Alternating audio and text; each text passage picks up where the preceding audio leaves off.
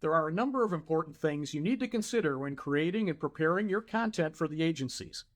These include file type, resolution, color profile, checking for artifacts and other errors, and properly embedding your description and keywords in the files. Let's take these items one by one, starting with file type. While a few agencies accept different file types, you can't go wrong saving your images as JPEGs. All the agencies will accept them this way, so save them as JPEGs and make sure you set them at the highest quality level to ensure you won't have issues when the agencies review them. Next, file size. Your files should not exceed 45 megabytes when saved, and in terms of megapixels, they can be between 4 and 100 megapixels.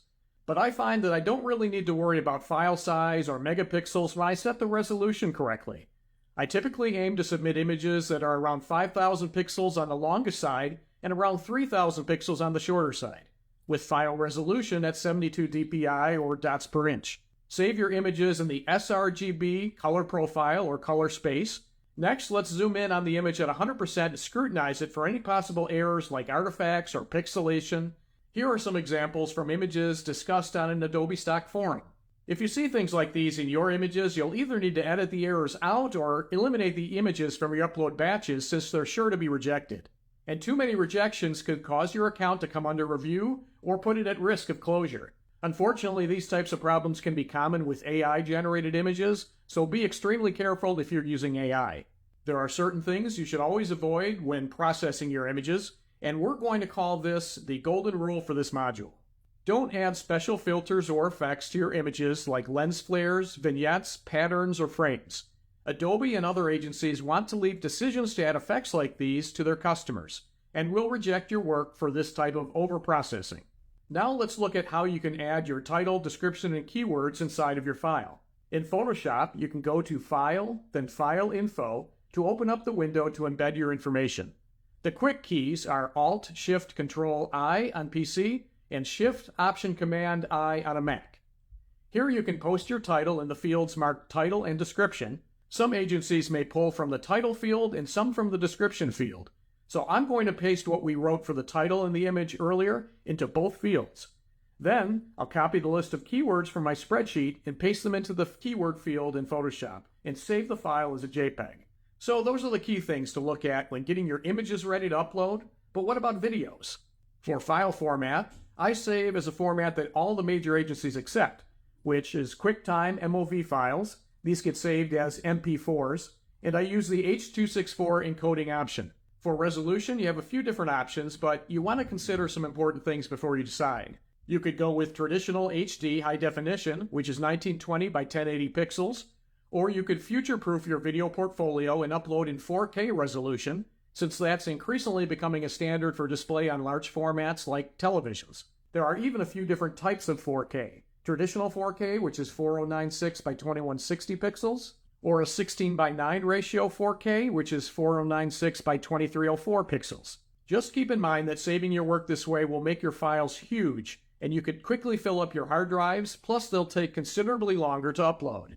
A few years ago, I began uploading video in 4K in the traditional 4096 by 2160 size, but stopped due to the storage challenge and uploading times. When I look back at my sales of traditional HD videos versus 4K videos, I see no difference. So I continue today to upload in 1920 by 1080.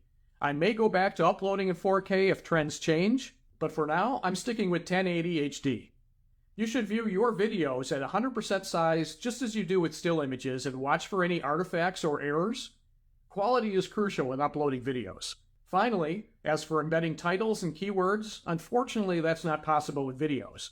You'll have to upload your videos to the agencies and then paste your titles and keywords manually when you go to submit your files for review. Now, I mentioned Photoshop earlier as my image editor of choice. Another option for processing of images is Adobe Lightroom. I have access to Photoshop and Lightroom and all the Adobe products for free because I reached a level in their bonus program that entitled me to a free Creative Cloud account. You may be thinking you'll have to pay hundreds of dollars on software to create or process your work, but here's a golden hack that can help you out. Consider free alternatives to expensive software. There are many free programs with active communities to help you get up and running. For free Photoshop alternatives, there's GIMP, which stands for GNU Image Manipulation Program. It's one of the most well-known and comprehensive free Photoshop alternatives, It offers a wide range of editing tools and features, including layer support, advanced selection tools, and a variety of filters and plugins. Kitra is an open-source digital painting application that includes robust image editing features. It's particularly popular among digital artists and illustrators, but can be used for general photo editing as well. Photopea is a web-based image editor that closely resembles Photoshop's interface and functionality. It's accessible through a web browser, which means you can use it on any operating system without installing any software. Pixlr is another web-based image editing tool that offers both a web app and a mobile app. It provides a user-friendly interface and a range of editing options, making it suitable for quick photo enhancements and simple design tasks. Seashore is a macOS-only image editor that's based on GIMP but tailored for Mac users. It offers a simplified interface and focuses on the essential editing features. Here are some alternatives to Adobe Lightroom that are free. Darktable is a powerful open-source alternative to Lightroom. It offers non-destructive editing, raw image support, and advanced color correction tools. Raw Therapy is a free cross-platform raw photo processing software. It provides a wide range of editing tools, including exposure adjustments, color correction, and sharpening. LightZone is an open-source photo editing and retouching software that focuses on non-destructive editing. It offers a unique zone-based editing system. Digicam is primarily an open-source photo management tool that also includes basic editing capabilities. It's known for its robust photo organization features and is available for Windows, Mac OS, and Linux. And finally, my favorite of the free software group is a free alternative to expensive 3D rendering programs like Maya or 3ds Max. Blender is a great free tool to create 3D illustrations and animations, and there's a big community online to help you get started, including fantastic tutorials on YouTube. That wraps up our section on processing your files for uploading. In the next module, we're going to look at what are the best agencies to upload your work to. I'll see you there.